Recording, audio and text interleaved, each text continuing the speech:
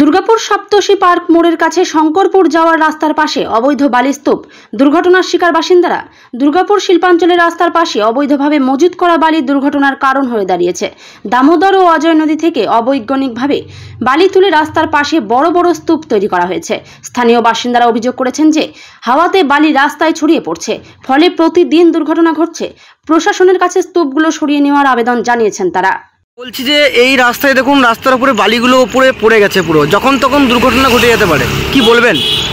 দীর্ঘদিন ধরে এই রাস্তার উপরে বালি, কখনো বৃষ্টির থেকে দেখি বালি পড়ে থাকে, আবার কখনো সমতটা রাস্তার মধ্যে বালি, যে কোনো সময় গাড়ি, এটা ব্যস্ততম সব থেকে রাস্তা, যে কোনো সময় দুর্ঘটনা ঘটতে পারে, গাড়ি স্লিপ করে পড়ে যেতে পারে, খুব বিপজ্জনক ব্যাপার আছে। আপনি কি রাস্তায় যাতায়াত করেন? আমি সবসময় যাচ্ছি এই রাস্তা দিয়ে। কতদিন ধরে দেখছেন এই পড়ে আছে এখানে? মোটামুটি দেখলাম 15-20 হবে। আচ্ছা, কি চাইছেন আপনি বা আপনারা? যাতে করে একটা ব্যবস্থা না হয়।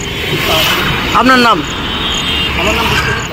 এই রাস্তা দিয়ে যে যাচ্ছেন, এই পাশে বালি পড়ে আছে, রাস্তার মধ্যে দেখুন বালিগুলো চলে এসেছে, স্কিড খেয়ে যখন তখন পড়ে যেতে পারেন, কি বলবেন?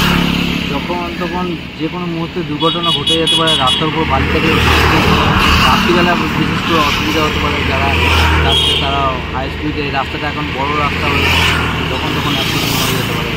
আপনি এই রাস্তা দিয়ে যাতায়াত করেন? হ্যাঁ, আমি প্রায় যাই। কদিন ধরে দেখছেন?